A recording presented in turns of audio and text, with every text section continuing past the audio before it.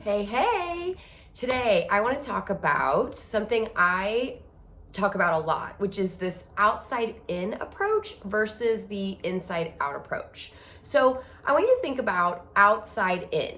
When we talk about that approach, it's looking outside of yourself for your answers or looking outside of yourself to make you feel better. Now, very often this looks like a bag of chips or a bag of Oreos, right? Like looking outside of ourselves to make ourselves feel better. But oftentimes it is much deeper than that, right? It's looking outside of ourselves to feel better about ourselves. Now, the outside in approach looks a lot of different ways. Probably the number one way for the people that I work with is achieving, right? Like this performance and this achievement and this going after success, right? Because we have this drive in us and this ambitious spirit in us. And so oftentimes it looks like achieving. Another way it looks like is people pleasing. Now, oftentimes the people that I work with don't actually realize that it's people pleasing, but constantly being driven by obligations and expectations, whether that is from other people or on yourself that you have internalized, and doing things out of a have to instead of a want to, that is all actually a version of people pleasing. Another way that the outside in approach looks is through external validation, like not being okay with yourself or questioning or doubting yourself and kind of looking outside of yourself for that validation. And then finally, it also looks like just throwing yourself into self-help books, personal development events, mentors, coaches. Like I'm all about those things, but I do think that sometimes we look outside of us and just take on the stuff outside and not filtering it in through our own voice and our own perspective and our own experiences. So those are some different ways, those are some different examples of the outside in living. Now, there is kind of this underlying statement with this outside in living where it says, it's like if then. If fill in the blank, then I'll be happy. If I complete this project, or when I complete this project, then I'll rest, or then I'll stop, or then it'll be different. And so it's just kind of this constant coming from scarcity and coming from this moving finish line, right? It's like always in the future. But when the future comes, it's really unfulfilling, right? Like when you do accomplish that, you're actually never really able to rest, or you're on to then the next thing, right? And you're not celebrating your wins and all of that. So that is in a nutshell, this outside in living. Now, I really push for the inside out living. And so what that looks like is looking inward for your answers, right? Because really only you know your next right step, and looking inwards to make decisions that are in alignment with that. Or, taking responsibility for your emotions. Instead of trying to look outside for someone else or something else to make you happy, you get to, have your own back, and you get to self-soothe, and you get to come from that place.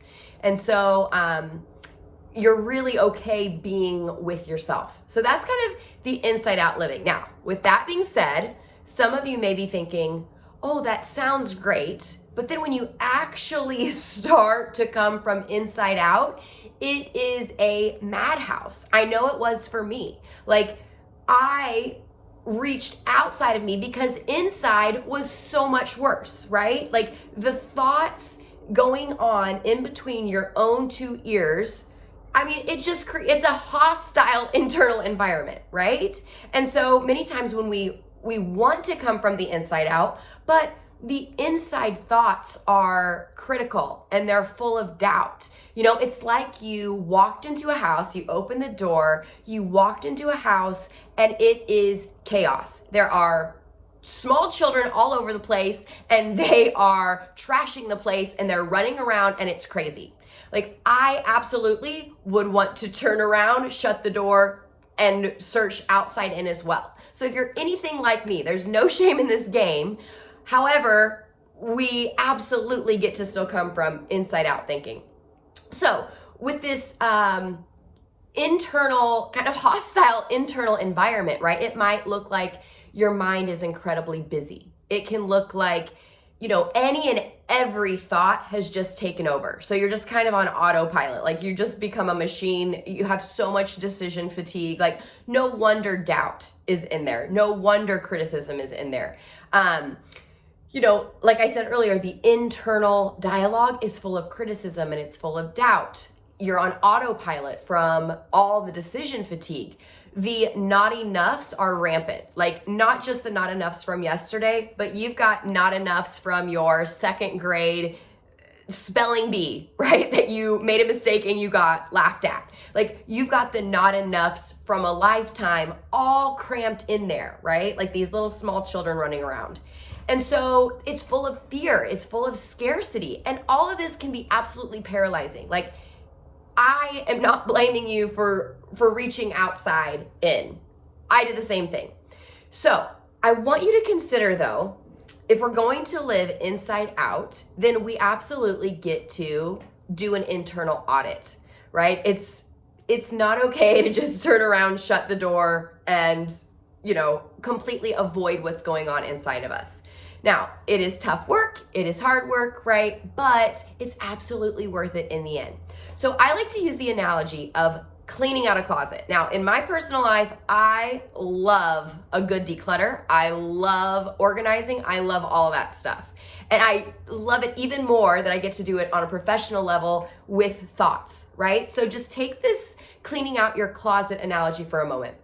What we do in my course, and if you are also kind of relating to this idea of having just a hostile internal environment between your ears, this is where you can start. So in my program, we kind of just do an internal audit. We take everything in your closet and we dump it out, right? And together we look at it and we just take inventory, and we get to take each piece, right? And just like pieces of clothing, we take a piece and we're like, yes, that's totally working for me, and we put it back in the closet. Or we take this and we're like, wow, this can totally go. This is so outdated. We're gonna throw that out, right? Or this is so not serving me. It's so not moving me forward. Why am I even still believing this thought? And we get to throw it out. And then we take some thoughts and we adjust it, right? Like, okay, this part of it works for me, but this doesn't. And so we get to adjust it and make it work for you. And then of course, we have some pieces and we look at them and we cry, right? And they're just sad. Maybe the memories or the hurt, right? Like they've been shoved in the back of the closet. We get to take those out too. And you get to look at them and you get to cry over them, whatever you need to do. And then we get to allow them to move on, right? And then we have some pieces that we look at and we crack up and we laugh at, right? And then we get to allow them to move on. So I recommend you doing this with your own brain and your own internal thoughts, right? Like clean out your closet, the closet that's in between your ears, and you get to take inventory of each and every single piece. Now, I know that sounds like a lot of work. And it is a lot of work, but it's completely worth it, because if you've ever cleaned out your closet, do you know that feeling when it's completely organized and you love every single piece that's in there, right? Like when I clean out my closets, sometimes I go in and I just look at them and I pass by them when I'm walking by and I just open the door and I look at them again, right? Like, wouldn't that be amazing if that was how you felt about your internal environment, about the thoughts that are in between your own ears? And that's absolutely what it gets to be. It gets to be your safe haven, right? Like you get to come from, like it's your security, it's your rest. Have you ever been on a really long trip? And I love to travel, but I always love coming home in my own stuff, right? In my own bed and just resting there. And so that's what it gets to be when you do all this work. Now, are you gonna have maintenance? Absolutely, right? Like you absolutely get to continually do maintenance. But I can tell you, maintaining your closet, the closet that's in between your ears, is so much easier than doing a complete, uproot and just completely cleaning it out. And so Yes, you will have to maintain, but that is going to be much easier. And then once you do really fill up and you get rested, then the fun starts, because that's when you get to walk out your front door and you get to take on the world. You always get to come home, right? You always get to come back to your safe place. You always get to have that security, that safe haven, that rest. But then you get rested up and you can go take on the world. So if this is interesting to you, reach out to me. I'd love to talk to you about my signature course called The Journey to Personal Freedom. And either way, I want you to do this exercise of starting to cleaning out your closet, paying attention to what you're thinking about what you're thinking about. All right, I'll see you next week.